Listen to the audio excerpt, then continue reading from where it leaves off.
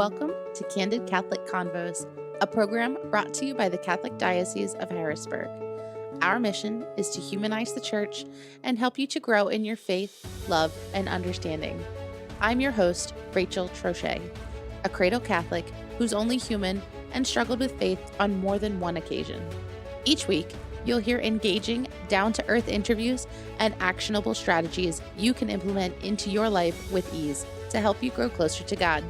If you're ready to open your heart and step fully into the person God created you to be, then you're in the right place.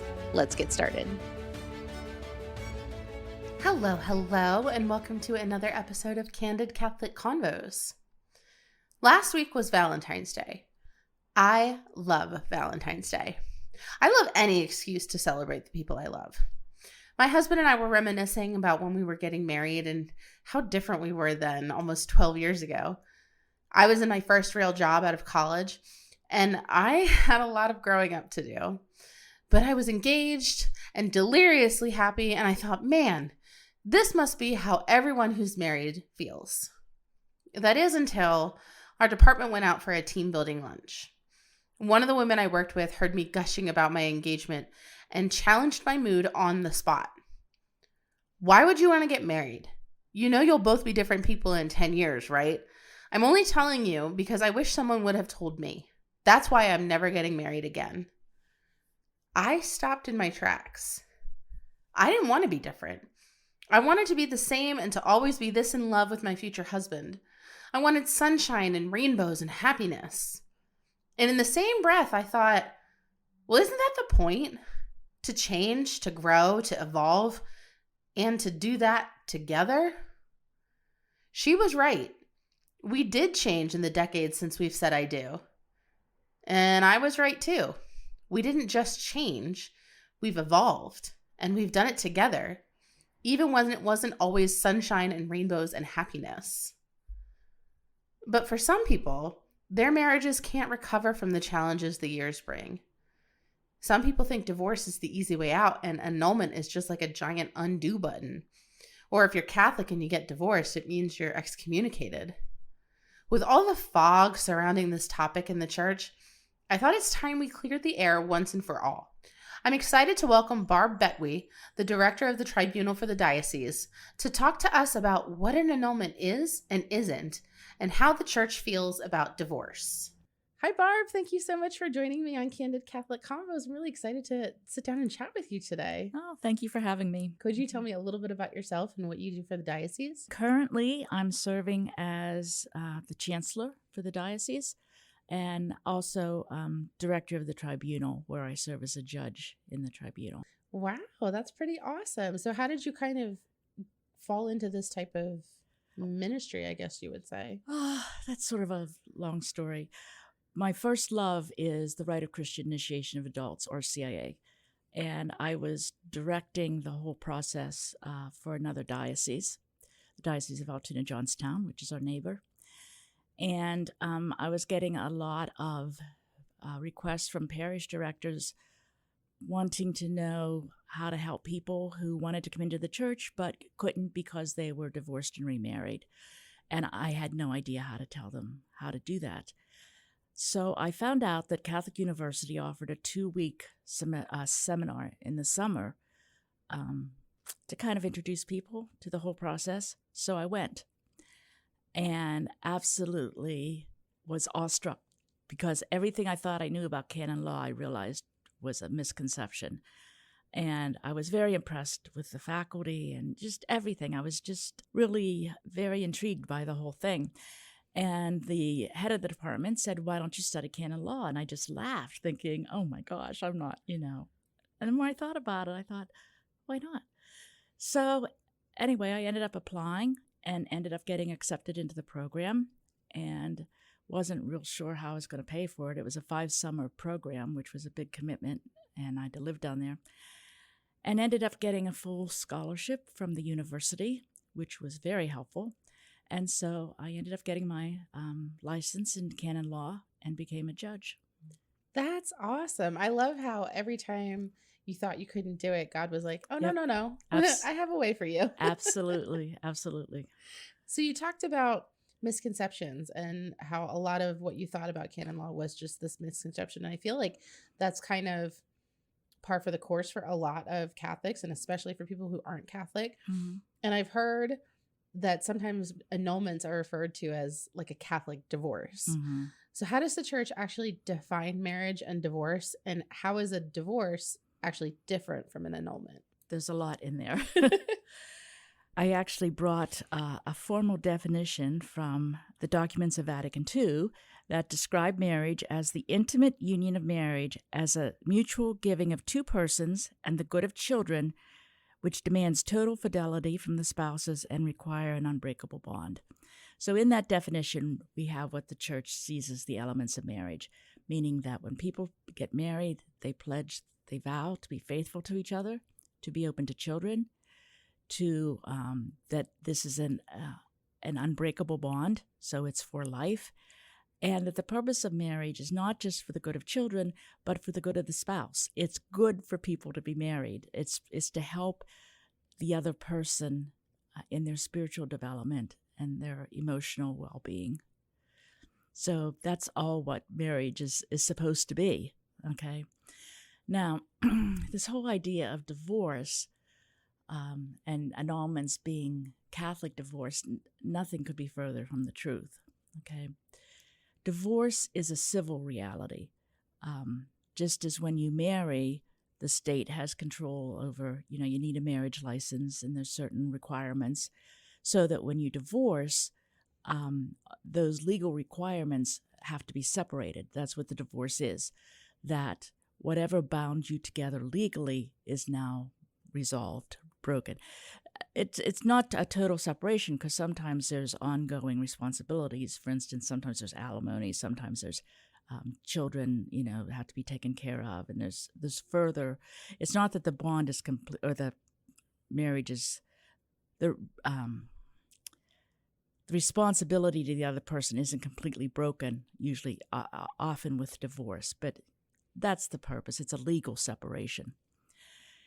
Divorce happens when a marriage kind of goes bad and the people decide that they can no longer live together, or one wants to move on, and, that's not what an annulment is.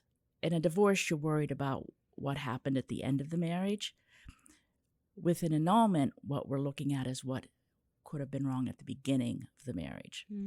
And so the word annulment isn't really a good word either. It's one we all use. I use it as a shorthand. But the term the church uses is declaration of nullity. Okay, so what the church is doing is declaring that from the beginning there was something defective or invalid about this union. Sometimes people say, well, I can get an annulment because he was unfaithful. He was unfaithful after 20 years of marriage. Well, that may be a reason for divorce, but it's not a reason for annulment, because what we need to look at is, what was his intention at the time you got married? Did he intend to be unfaithful 20 years later? Chances are not, okay? So when we look at an annulment, what we have to examine is, were people free to give a valid consent? Were they pressured by something? Did they have the ability to give valid consent? So there's a lot of factors that we have to look at. But with a declaration of nullity, what we're doing is saying, at the time of consent, was each person able to do this validly? And so what the church does is declare that the marriage from the beginning was null. It's nothing that the church is doing. Sometimes when you think of the word annulment, you think of a magic eraser, and the church is coming along and just erasing everything and pretending it all didn't happen, that this marriage never existed. I hear that a lot. No, we're not saying the marriage never existed. There was a marriage. It's the question is, was this marriage entered into validly or not? Sometimes I explain it. Think of when two people get married, they join their lives together as if you were putting two bulls together. And at the time they exchange consent, there's a glue that's put on the edge of each of the bulls so that when they join together, they join their lives together. And it's a super glue. I mean, it can't be dissolved. It's indissoluble. The only thing that can dissolve it is death. So that when one party dies, that bond is dissolved and frees the other person to marry again. Okay? So what we look at with a declaration of nullity is when that bond was formed, was there anything wrong? Was there a little crack that nobody even saw the day of the wedding? Nobody was aware of. But as people kind of went through the years of marriage and all the tension and the things that happened, that crack just got bigger and bigger and bigger, and eventually the marriage ended in divorce. Well, if we can go back and say, there was a crack there, okay, that's kind of a dumb image, but sometimes it helps to visualize that that's what we're looking at. And what the church is saying is they're declaring that, yes, there was that crack there from the beginning. So we have to look at the very beginning of the relationship. I love how you rephrase that the divorce is the end, but a declaration of nullity goes back to the beginning. Like Correct. From the start, was there a problem that we didn't see? I really like that now that we are trying to get to the root cause of the issue, not right, maybe a symptom of the problem. That's really fascinating. Especially in your work with RCIA, I'm assuming a lot of the people coming in weren't Catholic, or maybe they were trying to get a better understanding of their faith. Mm-hmm. So are annulments or declarations of nullity just for Catholics? It's for anyone who wants to marry in the Catholic Church. Usually that's what people petition for a declaration of nullity for. They want to marry in the church. And the church says, well, you can't marry because you are already married, even if you were divorced. So it can be a Catholic who wants to remarry. It can be someone who wants to marry a Catholic. Okay, so someone who is Methodist or not even any religion at all, but they want to marry a Catholic and the Catholic wants to be married in the church, then that person, if they were married and divorced, would have to seek a declaration of nullity. That's interesting. I'm sure this is probably a question that you have gotten a lot. Like, if I'm civilly divorced, why do I also need an annulment on top of it? I already went through the process once and it was painful. Why do I have to go through this again? The church doesn't recognize divorce. That's a non-entity. Okay, that's something that people may have to go through for civil reasons, for legal reasons, to break ties, to break, property settlements and all that kind of stuff. But as far as the church is concerned, when you marry for life. Okay, so even if a person divorces, the church's teaching is they're still married. Even though they're not living together, even though they may not have any financial responsibility to each other legally, they are still married.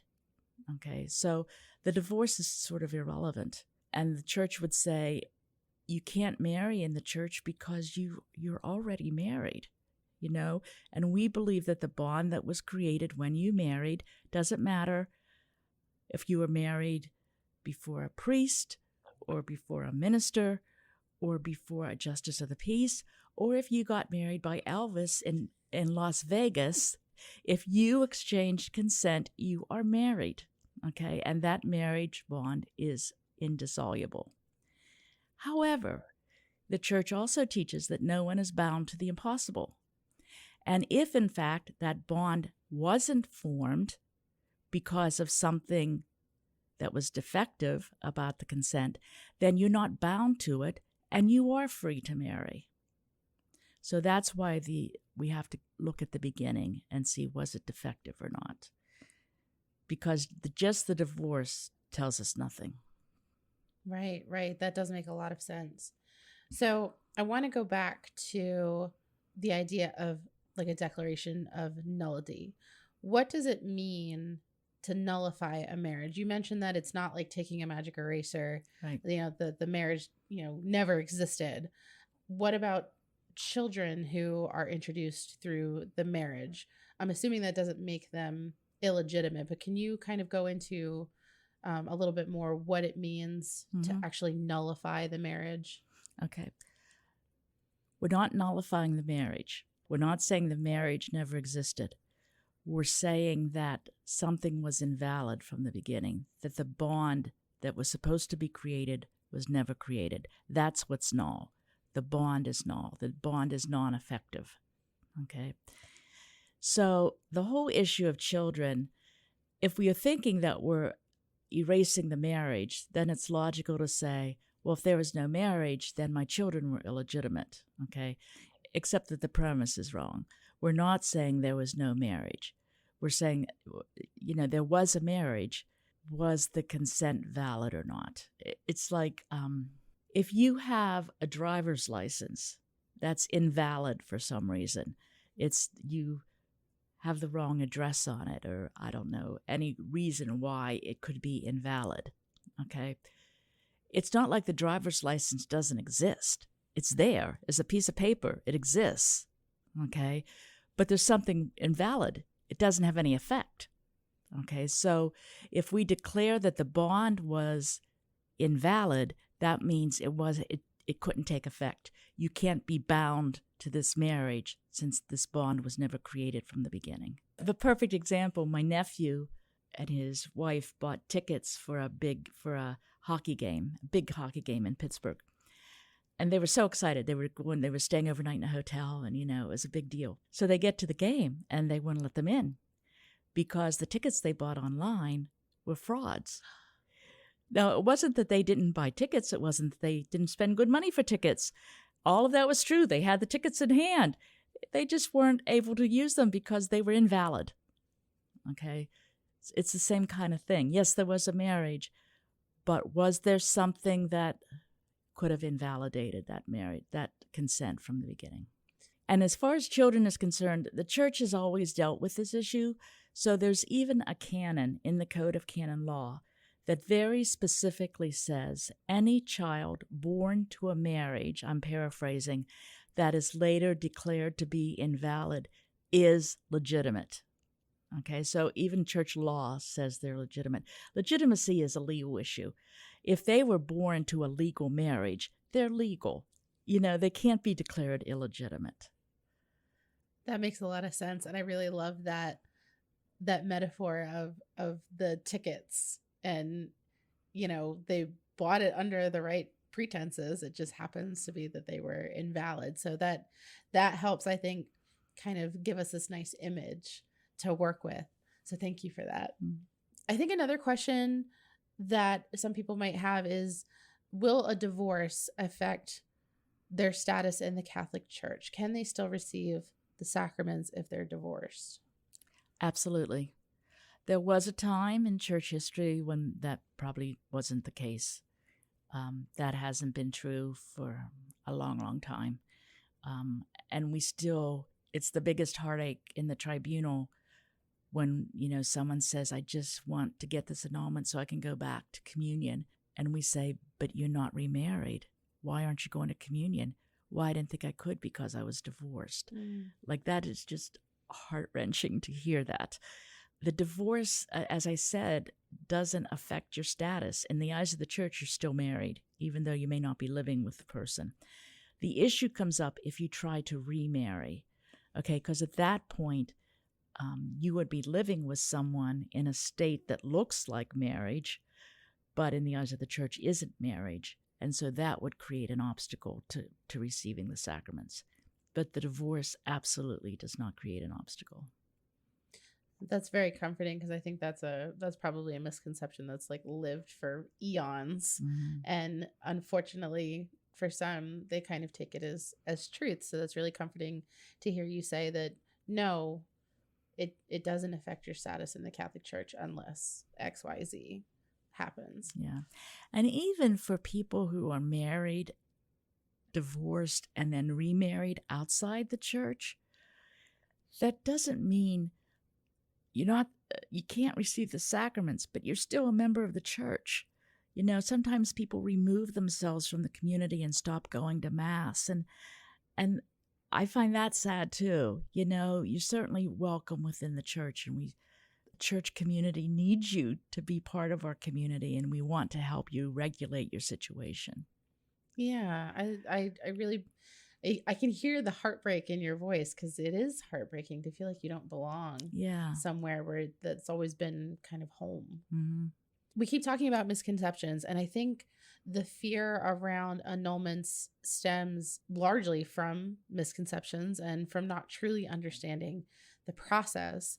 I've never been through an annulment myself, but I've heard it can be considered very invasive. Mm-hmm. I've also heard it can be considered very healing. Mm-hmm. So could you kind of walk me through like the Reader's Digest version of the process and how it can in fact be healing for both parties?